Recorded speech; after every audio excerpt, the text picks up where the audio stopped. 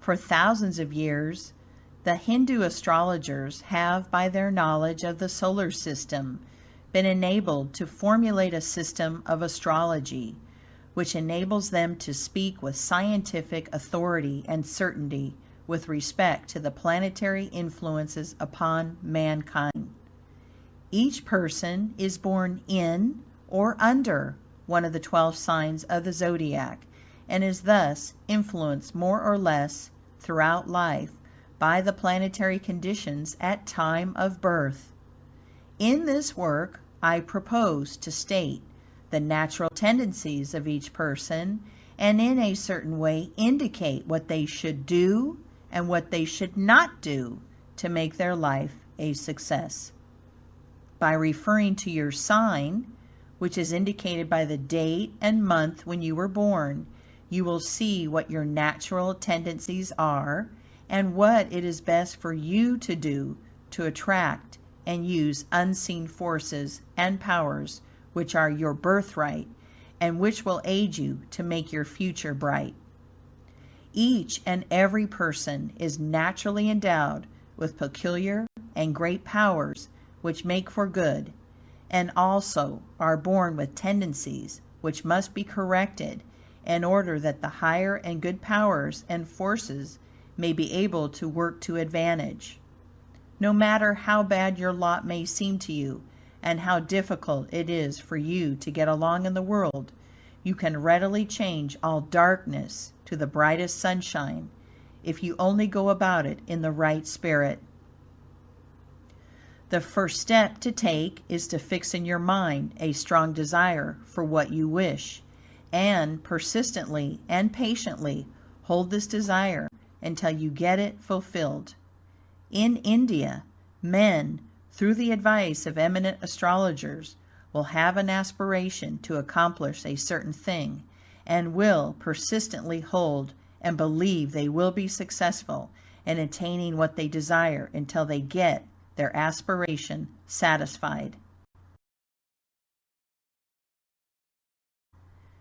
There are 3 things absolutely essential to happiness and which will always bring success, viz.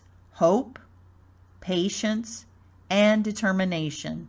Persistent determination to reach success. When we learn to exercise our mind and will on hope, patience, and determination, we find a wide door open to permanent health, wealth, honor, and happiness. One who grumbles and complains and whines and murmurs because others are successful will never have fair fortune smile. The unseen powers cannot and will not help any soul who whines, complains, and murmurs in a world that is filled with health, wealth, and happiness. The grumbler and complainer is never loved. No one desires to help such a being. Indeed, the world leaves no use for such persons, as they are repulsive. Their natures are poisoned with pessimism, and they repel and drive from them constantly millions of good things.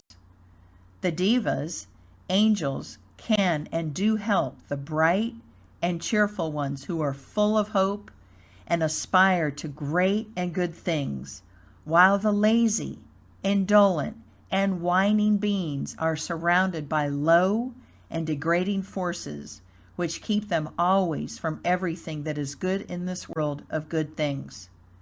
There is a cause for every effect.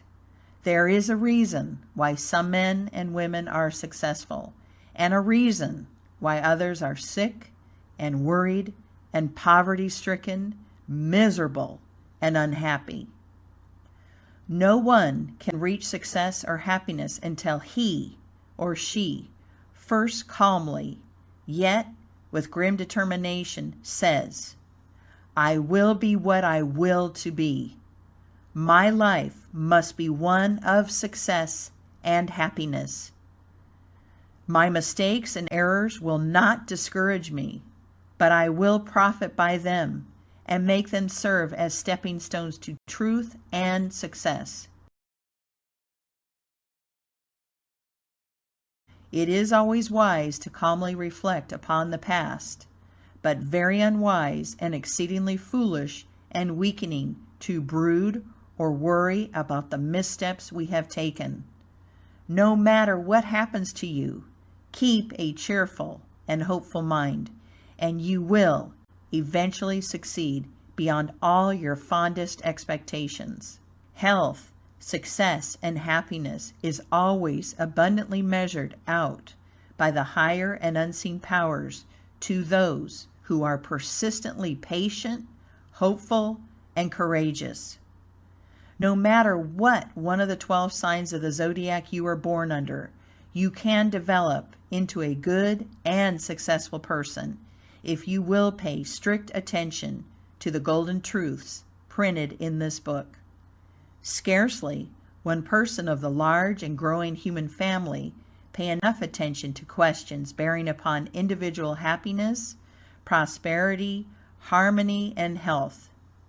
This book should be read many times and carefully studied because it contains vital truths respecting our well-being. It suggests to an open and aspiring mind the tremendous power of the will, which, if intelligently exercised, can do wonders.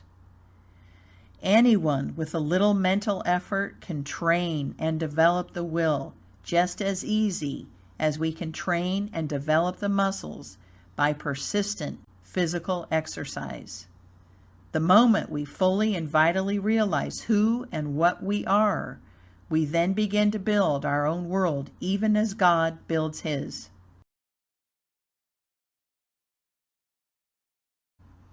As long as one thinks he is weak, that he is a poor worm of the dust, that he has no chance, that his fate is to be whirled hither and thither by forces over which he has no control, just that long he will be at the mercy of such forces. But I tell you, everyone can control these forces and powers and can accomplish grand results the very moment he cleanses his mind of fear and doubt about his ability to succeed. As a man thinks, so he will be. Continually think disease, and you will continually be weak and sick. Continually think poverty, and you will continually be poverty-stricken. These are truths, absolute truths. We must strenuously strive to be sound, helpful, and sensible. We must be strong, self-reliant, self-supporting, and not dependent. Servile dependence in money matters is no longer deemed honorable. Poverty cannot bring happiness.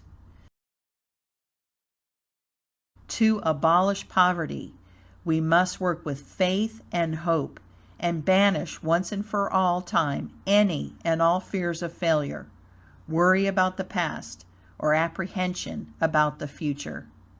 We must live intensely in the present, let go the past, and the future will take care of itself.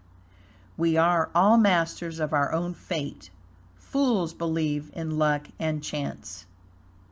Each one occupies a good place in the universal zodiac, and all our sufferings are due entirely to a lack of knowledge and wisdom. Now, my sole aim in writing this book is to wake people up out of the delusions in which they live. I tell you all, you are greater beings than you imagine you are, that your dormant or latent powers and forces are great and wonderful, that you, and you alone, limit yourself and suffer because you will not rouse yourself to the grand truth which wise and good men have taught for thousands of years, namely, that you are all the children of one great loving Father who is ever trying to point you the way to eternal happiness through the yogis, adepts, and masters who are the mediums through whom God, the Blessed Father, works to help his children. There is a good time coming for all of us, and we can hasten that time by a little thought.